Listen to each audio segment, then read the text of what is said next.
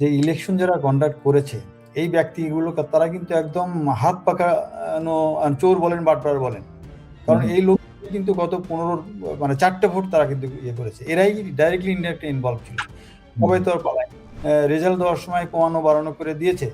এটা যদি হয়ে থাকে এদের তো শেখ হাসিনা সরকারের সময় যা যা ঘটছে এটা তো আর এক ধাপ উপরের একটা বাটপারি হয়েছে যদি এটা হয়ে থাকে।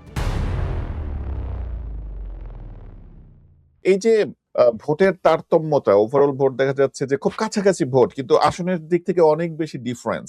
এই বিষয়টা কি নরমাল, নাকি আপনার কাছে এটার মানে কোনো ব্যাখ্যা আছে? ধন্যবাদ।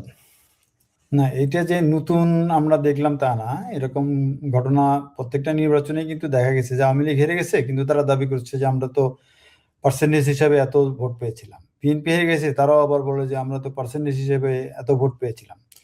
এই পার্সেন্টেজের যে বিষয়টা আছে এটার জন্যই কিন্তু এবারে সংস্কারের প্রস্তাবের মধ্যে এটা আসছে যে আপার হাউসে পার্সেন্টেজ হিসাবে তারা প্রত্যেকটা দল তারা মেম্বার পাবে।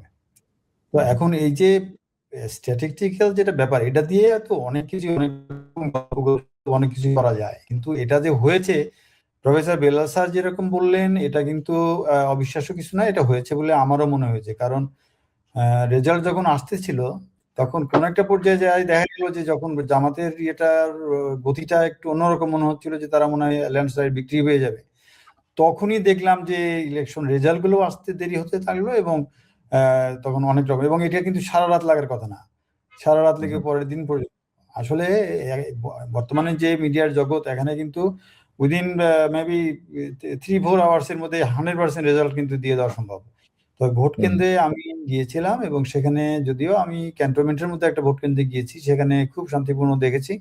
ভোট কাস্টিং এর ব্যাপারে আমার কাছে মনে হয় নাই তেমন কিছু, কিন্তু ভোটের রেজাল্ট পাবলিকেশন এবং ভোটের রেজাল্ট যখন ইলেকশন কমিশনে পাঠানো হয়েছে সেন্টার থেকে, এইগুলো কিন্তু অনেক রকমের ডকুমেন্টসও আসছে। আবার কিছু কিছু জায়গায় এমনও আসছে যে ভোটে ব্যালট পেপারে সিল মারা আগে থেকে এবং সেই সিলগুলো কিন্তু ধানের শীষেই।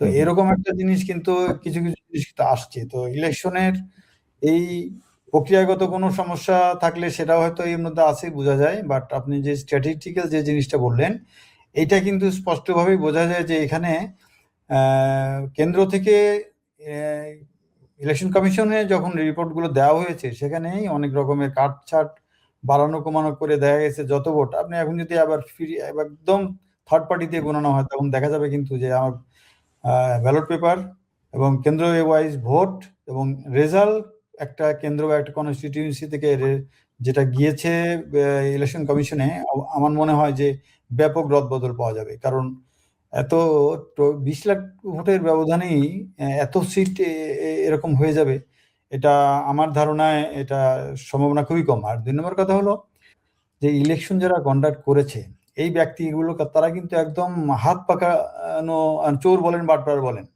কারণ এই লোক কিন্তু গত 4টে ভোট তারা কিন্তু ইয়ে করেছে, এরাই ডাইরেক্টলি ইনডাইরেক্টলি ইনভলভ ছিল।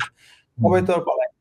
এবং এখানে কিছু কিছু সিস্টেম এমন ভাবে ডেভেলপড হয়েছে যে এখানে বাইরের লোকের বা ভোটের যারা ভোট কেন্দ্রে যে এজেন্ট থাকে তাদের পক্ষে ধরা সম্ভব না এই ধরনের একটা। এবার করে এই ঘটনা যদি ওই রকমই হয় যে রেজাল্ট দেওয়ার সময় কমানো বাড়ানো করে দিয়েছে, এটা যদি হয়ে থাকে এদের তো শেখ হাসিনা সরকারের সময় যা যা ঘটছে এটা তো আর এক ধাপ উপরের একটা বাটপারি হয়েছে যদি এটা হয়ে থাকে। তো এই জিনিসগুলো আসলে 100% হয়তো সম্ভব না মানে একদম এলিমিনেট করা, বাট এই জিনিসটা যত রিডিউস করা যাবে এবং এই রেজাল্টটা শুনেছিলাম এর আগে এরকম যে প্রত্যেক কেন্দ্রের কি ভোট হলো সেই রেজাল্টটা প্রত্যেক এজেন্টকে একটা করে শিট দেওয়া হবে, যাতে কিনা এরা পরবর্তীতে যখন ভোটের ফাইনাল রেজাল্ট হয় ইলেকশন কমিশন থেকে, এরা এরাও যখন এটাকে চেক ব্যাক করতে পারে যে এটা তো এরকম ছিল না। তো এরকম হয় নাই। এবং ভোট যে ইঞ্জিনিয়ারিং কিছুটা হয় না এটা কিন্তু একদম ভালো করে বলা যাবে না।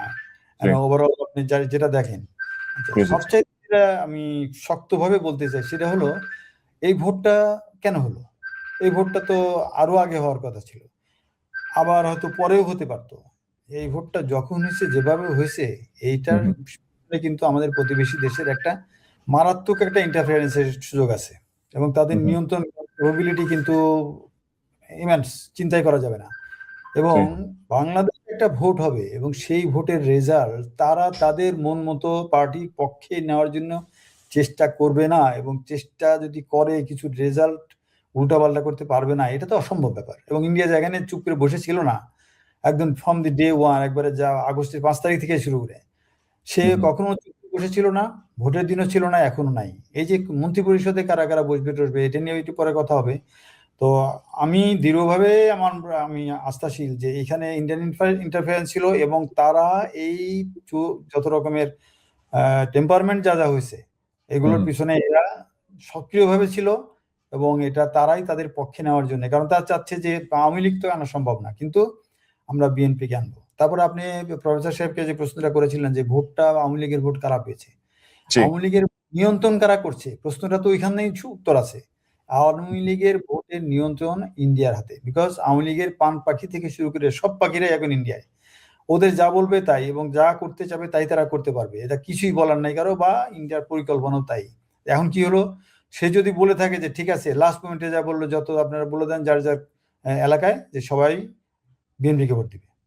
তো এটা এটা কিন্তু আপনি ভোটের যখন ডিক্লেয়ার হলো যে ভোট হবে, তখন থেকে শুরু করে যে সময় যেভাবে ডেভেলপমেন্ট গুলো হয়েছে, তাতে কিন্তু বিএনপির এত ভোট পাওয়াটা স্বাভাবিক ছিল না। হুম, হুম, এটা হুম। আমাদের ভোট অনেক বেশি পাওয়ার কথা ছিল, বিকজ সাধারণ মানুষের যে সমস্ত ভাষ্য, 5টা বিশ্ববিদ্যালয়ের যে রেজাল্ট, সব মিলাই কিন্তু বিএনপির এরকম ল্যান্ডস্লাইড ভিক্টরি আসবে, এটা কিন্তু বিশ্বাসযোগ্য না। এটা হুম, আমি হুম, একদম বললাম, এখন যে যেটাই মনে করুক। জি। তারপরেও ভোট হয়েছে। তারেক সাহেব তো স্পষ্ট বলছেন যে আমরা স্বাধীন হলাম।